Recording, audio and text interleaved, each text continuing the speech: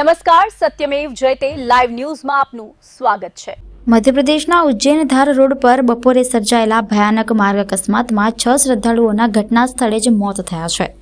ઉજ્જૈન દર્શન કરી પરત ફરી રહેલી ઇકો કારને રોંગ સાઈડથી આવી રહેલી ટ્રકે ટક્કર મારી હતી। અકસ્માત એટલો ગંભીર હતો કે કારનો આગળનો ભાગ સંપૂર્ણપણે નષ્ટ થઈ ગયો હતો। ઉજ્જૈન ધાર રોડ પર શ્રદ્ધાળુઓથી ભરેલી ઇકો કાર પોતાના ગંતવ્ય તરફ જઈ રહી હતી ત્યારે સામેથી રોંગ સાઈડમાં આવી રહેલી ટ્રક સાથે જોરદાર અથડામણ થઈ હતી। અથડામણના અવાજથી આસપાસના લોકો દોડી આવ્યા હતા। કારમાં સવાર લોકો ગંભીર રીતે ફસાઈ જતા રાહત અને બચાવ કામગીરી હાથ ધરવામાં આવી હતી।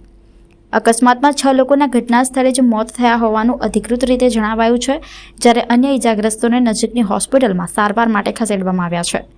પ્રાથમિક માહિતી મુજબ મૃતકો મધ્ય ગુજરાતના હોવાની આશંકા વ્યક્ત કરવામાં આવી રહી છે। સ્થાનિક પોલીસ અને પ્રશાસન સમગ્ર ઘટનાની તપાસ કરી રહ્યા છે અને મૃતકોની ઓળખ માટે પ્રક્રિયા શરૂ કરવામાં આવી છે। અકસ્માતના પગલે રોડ પર લાંબો ટ્રાફિક જામ પણ સર્જાયો હતો।